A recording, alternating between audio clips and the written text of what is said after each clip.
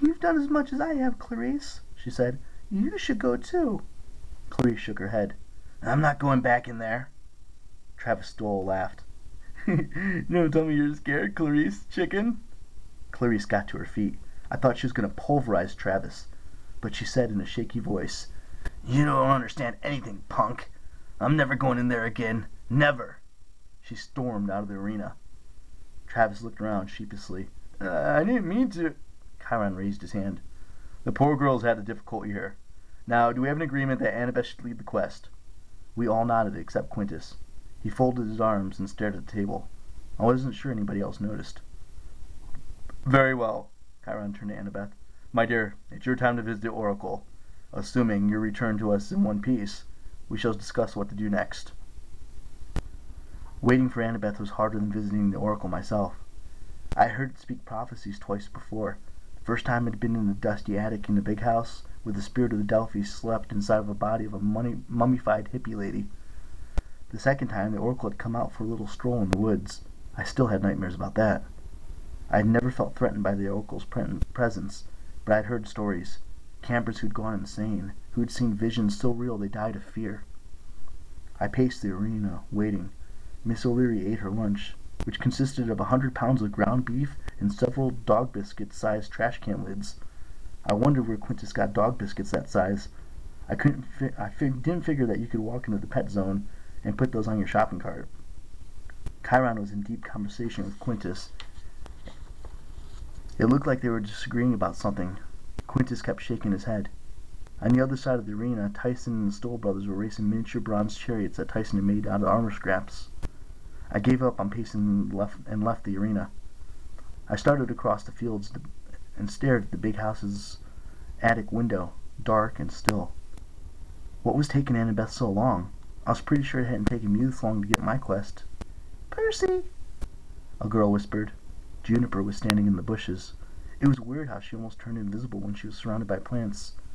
She gestured to me urgently. "You need to know.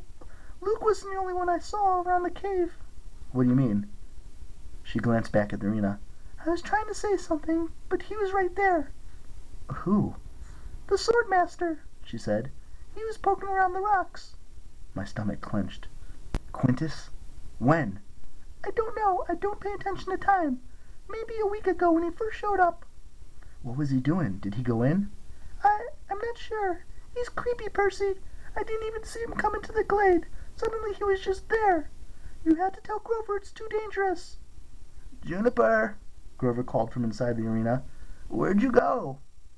Juniper sighed. "I better go in. Just remember I said, don't trust that man." She ran into the arena. I stared at the big house, feeling more uneasy than ever. If Quintus was up to something, I needed Annabeth's advice. She might know what to make of Juniper's news. But where the heck was she? Whatever was happening with the Oracle, it shouldn't be taking this long. Finally, I couldn't stand it anymore. It was against the rules, but then again, nobody was watching. I ran down the hill and headed across the fields. The front parlor door of the big house was strangely quiet. I was used to seeing Dionysus by the fireplace, playing cards and eating grapes and gripping at satires, but Mr. D was still away. I walked down the hallway, floorboards creaking under my feet. When I got to the base of the stairs, I hesitated. 4 floors above would be a little trapdoor leading to the attic. Annabeth would be up there somewhere. I stood quietly and listened. But what I heard wasn't what I had expected. Sobbing, and it was coming from below me. I crept along the back of the stairs. The basement door was open. I didn't even know the big house had a basement. I peered inside and saw 2 figures in the far corner, sitting amid a bunch of stockpiled cases of ambrosia and strawberry preserves. One was Clarice. The other was a teenage Hispanic guy in tattered camouflage pants and a dirty black t-shirt. His hair was greasy and matted. He was hugging his shoulders and sobbing. It was Chris Rodriguez, the half-blood who'd gone to work for Luke. "It's okay," Clarice was telling him. "Try a little more nectar." "You're an illusion, Mary." Chris backed farther into the corner. Go away." "My name's not Mary." Clarice's voice was gentle but really sad. I never knew Clarice could sound that way. "My name is Clarice. Remember, please. It's dark. Chris yelled. "So dark!"